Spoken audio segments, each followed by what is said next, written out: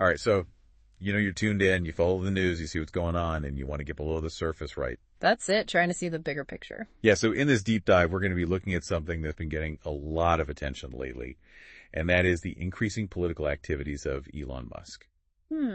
Yeah. So, we're talking about the guy who owns Twitter and Tesla, and someone who's come out in support of people like Donald Trump and a whole lot of right-wing anti-immigrant parties around the world. Yeah, quite a shift for somebody who, first made his mark in technology and business, really. Yeah, for sure.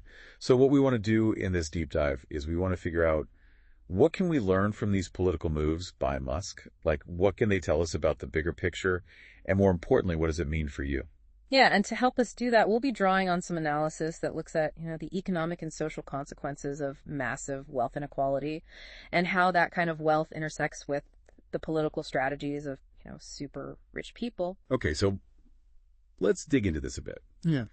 One of the core arguments that comes out of the sources that we looked at is that the, incredible wealth of people like Elon Musk. Yeah. This isn't just some abstract concept that exists out there somewhere. It actually has a direct impact on your life. Right. And this is the most important thing to understand. People often think that, the super rich getting super richer doesn't really affect them. But actually, in lots of areas, resources are limited, and that creates a kind of competition. Right. Like take something as basic as, housing in, nice parts of cities. Yeah. The prices go up because people with, huge amounts of money, they can simply outbid everyone else, or access to, the big universities or even doctors and dentists. These things become increasingly concentrated among the super wealthy. Right. And this actually goes beyond physical things. Like, you've seen what's happened in a lot of cities where, local places like pubs are replaced by, luxury flats.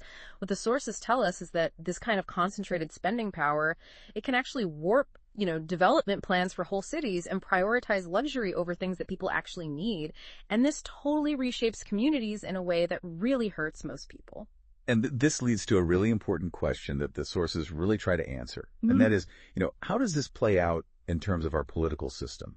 The very foundations of our society, and even, the media and the information that we get. That's right. When wealth becomes this concentrated, it can really reduce the power of ordinary people to influence their, elected officials. The case of David Cameron is really interesting. Here's a former prime minister with, pretty good salary, as a public servant. And then shortly after leaving office, it was reported that he made, something like 10 million pounds from a finance company. And it kind of makes you think, what kind of influence does the possibility of those sorts of future rewards have on the decisions that people make when they're in office?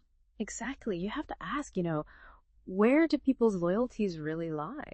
Is it with the voters who are paying their salaries, or is it with, the super wealthy who can offer them, massive personal enrichment down the road? Yeah, and it's not just about future prospects either. You look at Rishi Sunak, his salary as prime minister, it's, nothing to sneeze at, but it's totally dwarfed by the massive wealth of his billionaire father-in-law. Yeah. So when decisions are being made about, tax policy, especially taxes on, super rich people, who do you think is going to have more influence? It really highlights how, these personal connections and family wealth can overshadow even, very important public offices and can lead to some pretty skewed priorities. It's almost like what we see in some less developed countries where powerful foreign companies or individuals can have way too much influence just because, the local people can't compete financially for the attention of their politicians. And what the sources suggest is that, rising inequality in the West is creating a similar dynamic here. Ordinary taxpayers are increasingly outmatched by the super rich when it comes to having their concerns heard and acted on by the people in power. Exactly. The financial incentives are just so out of whack that the needs and concerns of ordinary people are really at risk of being ignored. So moving on from, how wealth can influence our politicians, our sources also shine a light on another really crucial area, and that's the media. Think about the economic realities for journalists and, media companies. They need to make money, right? And this creates a real, crossroads for them. Do they, provide objective news to the public, or do they cater to the interests of wealthy owners or donors? It's really interesting to see how, inequality can subtly shape the information that we get as, traditional revenue streams decline. Media outlets, they become more and more dependent on, rich donors or owners, and this subtly influences their editorial decisions, how they frame stories. And it all aligns with those interests even without any direct censorship. And this ultimately means that you, the listener, you might not be getting the full story. The way that important issues are presented, your understanding of the world. It could be influenced by these narratives that serve the interests of the wealthy. Right, and this creates a kind of vicious cycle. Less objective information leads to a less informed public, which potentially makes them more susceptible to, certain agendas. Now let's turn our attention to Elon Musk's very public support for those far-right anti-immigration political parties all over the world. Yeah.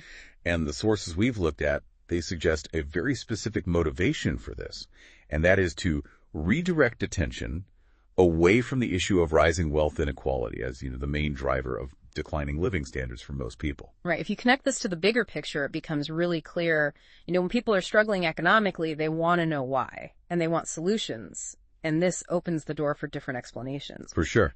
One explanation points to, the concentration of wealth at the top and calls for things like, higher taxes to redistribute resources and, strengthen public services. The other explanation, which is often promoted by, those far-right groups, it blames immigrants for economic problems. And from the perspective of the super rich, the incentive to push that anti-immigrant narrative is really strong. It's a powerful distraction from discussions about, wealth redistribution, which could, hit them right in the pocketbook. And it's really important to remember that no matter what you personally think about immigration, what we're focusing on here is how wealthy individuals are using this issue strategically. It's about understanding the motivations behind these political alliances. Yeah, and this brings up an interesting question about these seemingly contradictory positions we sometimes see. Why support anti-immigrant rhetoric while, potentially benefiting from, or at least not doing anything to stop immigration? Well, the example of the UK Conservative Party after Brexit is really interesting here. They made a big show of, cracking down on illegal immigration, which the sources say actually makes up a pretty small proportion of overall immigration. At the same time, they massively increased legal immigration from countries outside the EU. And what the analysis highlights is that this is actually, in a way quite clever by focusing on a smaller, more visible aspect of immigration that's really hard to completely eliminate. They could present themselves as being tough on immigration while actually letting in a lot of legal immigrants. Right. And the argument is that by keeping immigration levels high, whether legal or illegal, it actually fuels that anti-immigrant sentiment. It keeps immigration front and center in the public debate as the problem and detracts attention away from the underlying issue of wealth inequality. Right. It keeps people focused on these cultural anxieties rather than, the economic disparities. Exactly. So it's that classic divide and conquer strategy, Yeah. As long as the public is focused on immigration, there's less scrutiny on the, accumulation of wealth at the top and, possible changes to policies that could address inequality. Exactly. And this brings us to a really important understanding, and that is that the super rich benefit when ordinary people are divided. Our sources really highlight that the best way to counter the negative impacts of rising inequality is through collective action and, people using their political power. It's all about solidarity among the, vast majority of people. Those outside the top 1%, when people are divided over things like, immigration status or other, social issues, it weakens their ability to advocate for policies that would actually make their lives better economically. And I know for a lot of people, the idea of collective action can feel pretty overwhelming. There's that temptation to think, how can I, deal with this on my own? What can I do to protect myself?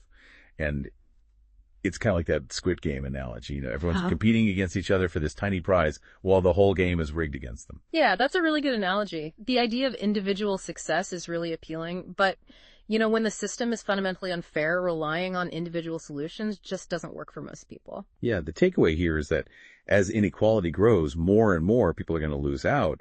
And the only way to change that is to work together to change the system itself. And, if we don't, the consequences are really serious.